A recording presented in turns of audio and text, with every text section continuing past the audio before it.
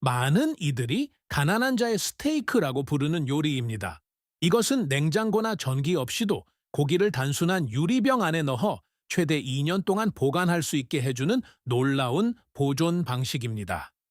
이 특별한 레시피는 식료품점 선반이 텅 비어있던 대공황의 고난 속에서 수많은 가족이 살아남을 수 있도록 도왔던 1930년대에서 유래되었습니다.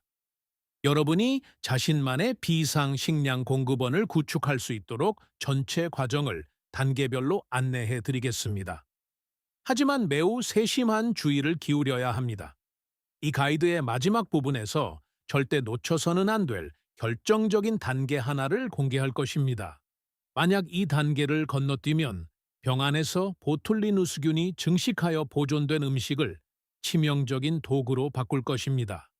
이것은 말 그대로 삶과 죽음의 문제이므로 끝까지 시청해 주십시오. 이제 준비를 시작하겠습니다. 여기 1파운드가 조금 넘는, 정확히는 1파운드 2온스의 다진 소고기가 있습니다. 이 정도 양의 고기에는 중간 크기의 흰 양파 2개가 필요합니다. 양파는 단순히 맛을 위해 넣는 것이 아니라 천연 살균제 역할을 합니다. 박테리아를 억제하고 3시간의 긴 조리 시간 후에도 고기 패티를 부드럽게 유지해주는 필수 즙을 방출합니다. 이 양파들을 가능한 한 아주 잘게 다져야 합니다. 큰 덩어리가 남아서는 안 됩니다. 과정 중에 양파가 고기 속으로 제대로 녹아들지 않으면 패티는 결국 부서지고 말 것입니다. 양파를 다졌으면 고기에 넣고 숟가락 대신 손으로 재료를 섞기 시작하세요. 손을 사용하는 것만이 혼합물의 질감을 진정으로 느낄 수 있는 유일한 방법입니다. 고기는 거의 반죽과 같은 농도가 될 정도로 완전히 균일해져야 합니다. 섞는 동안 역사 이야기를 조금 해드리겠습니다. 이 레시피는 1800년대 후반부터 펜실베이니아와 오하이오 전역의 아미시 공동체에 잘 알려져 있었지만 대공황 시기인 1930년대에 본격적으로 대중화되었습니다. 미국의 실업률이 25%라는 경이적인 수치에 도달했을 때 가족들은 가능한 모든 것을 통조림으로 만들어야 했습니다. 병에 담긴 고기는 일상적인 음식이 아니라 굶주림에 대비한 비상 비축분이자 보험이었습니다. 여기 오래된 아미시 기록에서 발견한 특별한 비결이 있습니다.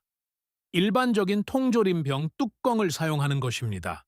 저는 뚜껑 안쪽에 올리브 오일을 약간 바릅니다. 왜 이렇게 할까요?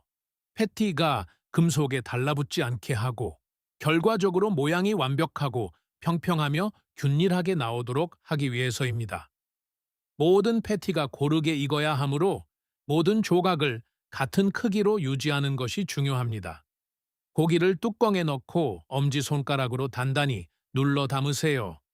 뒤집으면 완벽한 패티가 나옵니다. 둥글고 고르며 두께는 약 1.5인치 정도입니다. 이 정확한 크기 덕분에 병 안에 깔끔하고 효율적으로 쌓을 수 있습니다. 남은 고기로 모든 패티 모양을 계속 만들겠습니다. 이 정도 양의 소고기라면 보통 8개에서 9개 정도의 조각이 나옵니다. 이는 주변의 식료품점이 전혀 없더라도 4인 가족의 저녁 한 끼를 해결하기에 충분한 양입니다. 그것이 아미시 사람들이 살아온 방식이자 살아남은 방식입니다. 이전 영상들에서 뼈를 절대 버리지 말라고 말씀드렸는데 그 이유가 여기 있습니다. 이것들은 이전 요리에서 남겨둔 닭뼈입니다. 냄비에 넣고 물을 부은 뒤 소금 한 티스푼과 잘게 썬 양파 한 줌을 넣습니다. 이것을 중불에서 정확히 1시간 동안 끓입니다. 그 1시간 동안 뼈에서는 칼슘, 인, 마그네슘과 같은 미네랄과 함께 모든 콜라겐이 방출될 것입니다. 이것은 더 이상 단순한 물이 아닙니다. 보존 과정을 위한 액체 황금입니다. 다음으로 팬을 가져와 올리브 오일 2큰술 정도를 두릅니다. 패티를 양면당 10분씩 굽습니다. 이 과정을 서두르지 마세요. 우리는 크러스트, 즉 황금빛의 단단한 겉면을 만들어야 합니다. 이것은 단순히 시각적인 모습 때문만이 아닙니다. 크러스트는 패티가 병에 담겼을 때 육즙을 안에 가두는 장벽 역할을 합니다. 그 크러스트가 없으면 고기는 그냥 죽처럼 변해버릴 것입니다. 아직 이 영상에 좋아요를 누르지 않으셨다면 지금 눌러주세요. 그것은 알고리즘의 이런 전통적인 레시피가 오늘날 사람들에게 여전히 중요하다는 신호를 보냅니다. 약 1리터 용량의 쿼트 사이즈 메이슨 병을 준비합니다. 구운 패티를 차곡차곡 쌓기 시작합니다.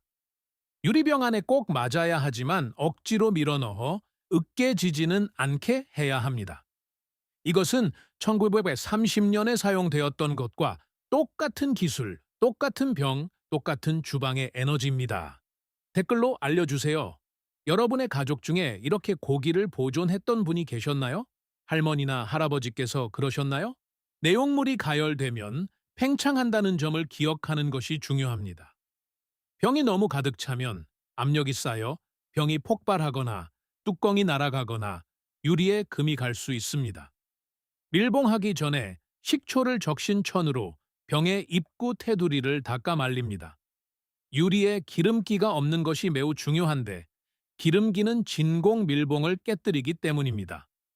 뚜껑을 닫도에 완전히 꽉 닫지는 마세요. 가공 중에 공기가 빠져나가야 하기 때문입니다. 식초 규칙에 대해 알고 계셨나요? 댓글을 남겨 알려주세요. 저는 모든 댓글을 읽습니다. 이제 처음에 언급했던 비밀인 식초를 공개합니다. 병당 한 티스푼을 넣습니다. 약속하건대 이것이 고기 맛을 시게 만들지는 않습니다. 식초는 병 내부의 pH 수치를 낮추며 그 낮은 pH가 보툴리누스 중독에 대한 보험이 됩니다. 우리는 병을 3시간 동안 가공합니다. 이것이 바로 아미시 사람들이 워터베스 중탕, 통조림법을 사용하여 했던 방식 그대로입니다. 압력 캐논은 필요 없습니다. 열, 물, 유리, 그리고 시간만 있으면 됩니다. 끓는 점인 화씨, 200-2비도에서 병 내부의 온도는 모든 병원균을 사멸시킵니다. 병이 식으면서 진공 밀봉은 저절로 형성됩니다. 이제 3시간이 지났습니다. 병과 저 육수를 보세요. 깊고 어두우며 풍부합니다. 그 특별한 색깔은 콜라겐이 완전히 분해되었음을 나타냅니다. 3시간 전에는 그저 생고기와 물이었지만 이제는 선반 위에서 2년 동안 보관할 수 있는 완벽한 식사가 되었습니다. 한번 열어봅시다. 딸깍 하는 소리가 들리시나요? 그것이 완벽한 진공 밀봉의 소리입니다. 기술이 제대로 작동한 것이죠. 냄새가 기가 막힙니다. 말로 표현할 수 없을 정도입니다. 캐러멜화된 고기, 뼈 육수, 그리고 양파가 한데 어우러진 향입니다. 여러분이 이제 이것들은 단순한 패티가 아닙니다. 깊고 풍부한 갈색으로 짙어졌고 육수는 천연 젤리처럼 패티 주변에서 걸쭉해졌습니다. 하나를 잘라보니 속까지 완전히 익었고 버터처럼 부드럽습니다. 이것이 바로 병에 담긴 가난한 자의 스테이크입니다. 이것이 상점 선반이 비어있던 1930년대에 가족들이 먹었던 방식이며 아미시 사람들이 오늘날까지 매 겨울을 버텨온 방식입니다. 정말 놀랍습니다. 진심으로 집에 이런 병이 최소 5개는 없다면 여러분은 아무것도 준비되지 않은 것입니다. 할 수 있을 때 지금 만드세요. 서늘하고 어두운 곳에서 냉장 보관 없이 최대 2년까지 보관할 수 있습니다. 이 생존과 전통 보존의 이야기가 여러분이 찬장 속 음식을 바라보는 방식을 바꾸어 놓았다면 채널 구독과 영상 좋아요를 부탁드립니다. 우리는 시간이 묻어버리려 했던 역사적 지혜와 자급자족의 방법들을 찾아내기 위해 노력하고 있습니다. 여러분만의 비축분을 만들기 시작하고 미래를 확보하세요. 우리의 다음 역사적 보물도 곧 공개될 예정입니다.